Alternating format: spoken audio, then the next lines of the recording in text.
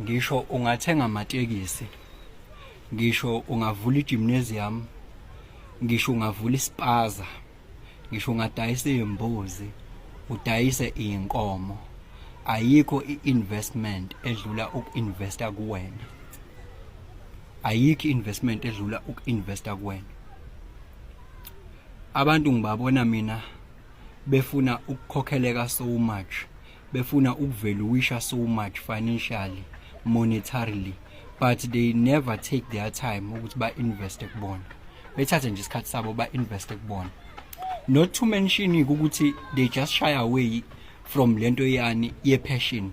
Hayi, abayibheki le ye-passion. They are chasing things. I don't know ukuthi bacabanga ukuthi lento ye-passion zidididi kuphela yini kumele zifocus kuyona, because i-passion yakho ngisho bekuthiwa wena financial awuboni ukuthi izo expedite lento yokuthi ufike esicongweni.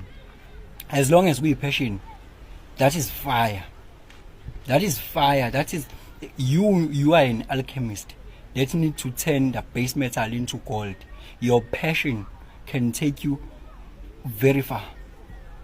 But abantu bafocus kwini kuyimali, bafocus ekuthenini ama get rich quick schemes. We wish you all the best.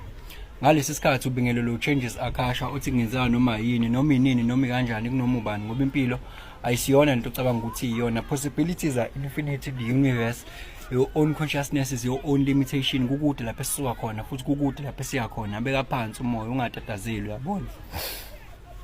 I'm telling you the truth. Yabona uma unga investile kuwena, kuyabonakala ukuthi awinvestile kuwena. Lokho kuyabonakala because into enzakalayo, money is just a game, right? It's just a game of numbers. I don't want even to go into details nalento yokuthi people don't want to invest to themselves ngalento ekuthiwa financial knowledge, financial information, yabo. Lokho abakwenzi angibeke eceleni ke lokho. Ukuzi-equipa, ukudiga i-knowledge, ukuba ucultivate i-skill sakho ube, ngoba kudinga lento ithatha i-passion lento ukuthi ukwazi ukuyenza uyiphinda until you are a better version of yourself. It takes courage and love of what you do, yabo, ukuze uzoba better and better. Abantu abaningi yazi ukuthi kula mabhizinisi abakuwona, some of them they are just using force